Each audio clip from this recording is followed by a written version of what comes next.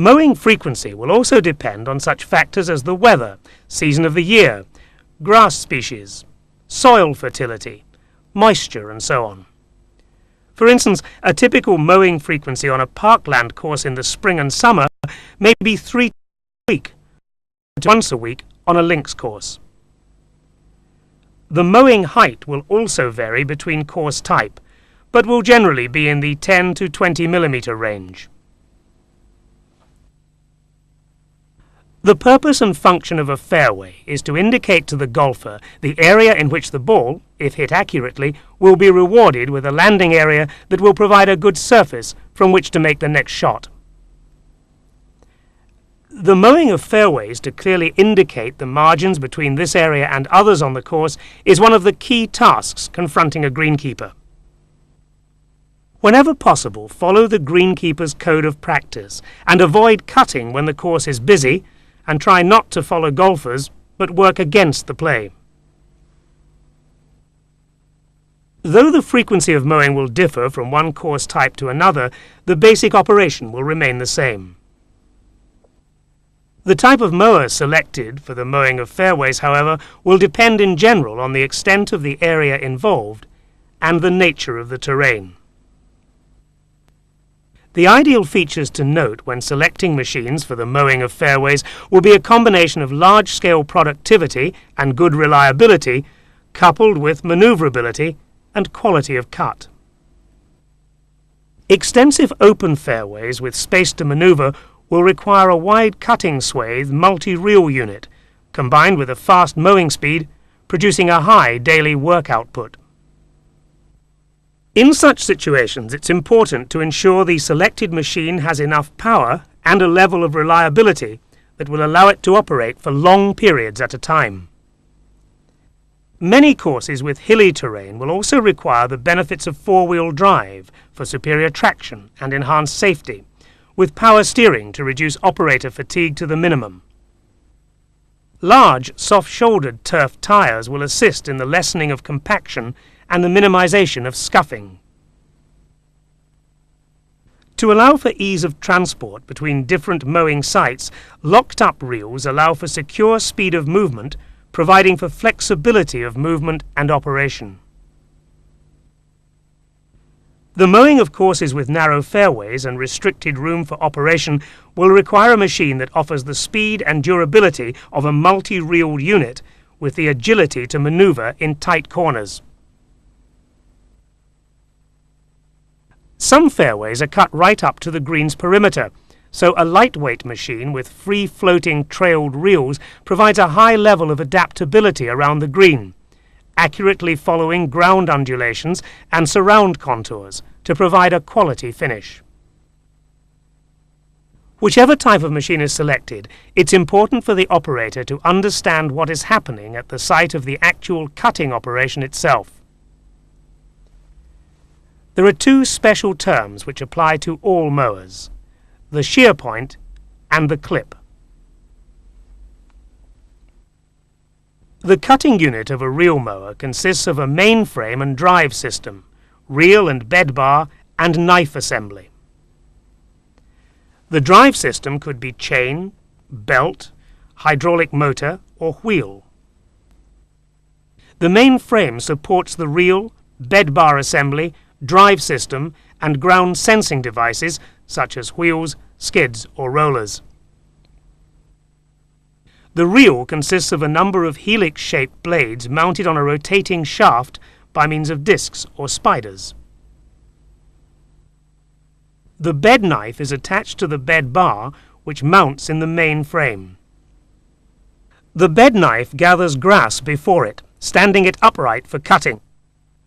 The point of cutting contact between the mower and the grass is called the shear point, and there are an infinite number of these points across the cutting unit's width.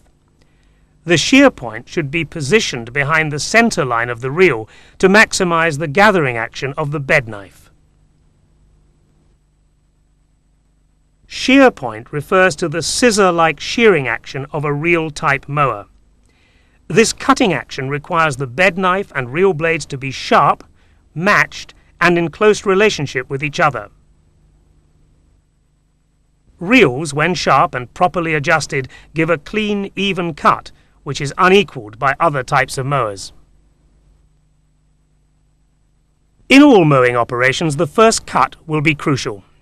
First, select the direction of the cut and mow while steering towards a fixed reference point ahead. The operator, whilst driving, must always be on the lookout for coarse debris such as stones and branches, as well as golf balls. Once the first cut has been completed, the operator can follow the edges on the return pass as a guide to provide consistent lines with minimum overlap. From this point, the type of cut will depend on club choice. Where the course contours allow, mowing can follow the natural lines to produce an attractive flowing effect leading into the green or other point of interest, particularly striking when viewed from an elevated position. More traditionally, on wide-cut fairways, mowing can produce straight parallel lines up and down the fairway. A further alternative is the mowing of a cross-cut effect, produced by cutting in different directions on the diagonal. Cross-cutting in different directions ensures a more upright growing habit of the grass and provides better playability. Regularly changing the direction of the cut also will prevent nap formation, a growth grain effect caused by continually mowing in one direction. Always ensure the turns are made off the fairway to produce a consistent striped effect.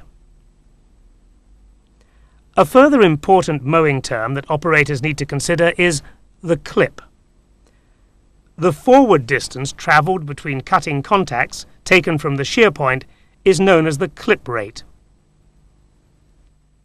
The clip is often expressed in terms of cuts per metre. Factors that will affect the clip rate are number of cutting blades, ground speed, rotational speed of blades,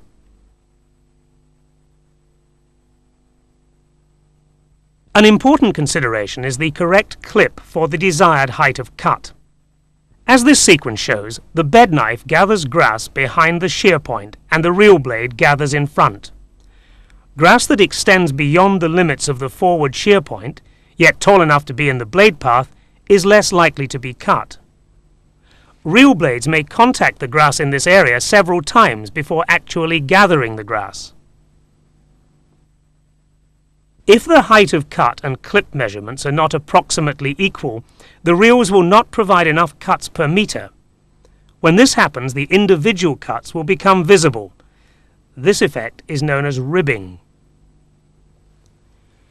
To ensure that the reels are kept in the ideal position for improved ground contour following, an adjustable spring-loaded positive down pressure system helps to maintain the reels in position over varying contours. This system enables mowing to be undertaken at a faster rate whilst maintaining a consistent height of cut. In the past, turf grass mowing practice has allowed the grass clippings to fly, as is the case here using a tractor-trailed gang mower. With this type of machinery, often trailing 7-cylinder reels, speed of operation has been the key consideration, and not the practicality of boxing off and disposing of large quantities of grass. Leaving the clippings on the turf provides a replenishment of nutrients. However, current practice has seen more clubs boxing their clippings to remove poor seed heads and to improve course presentation.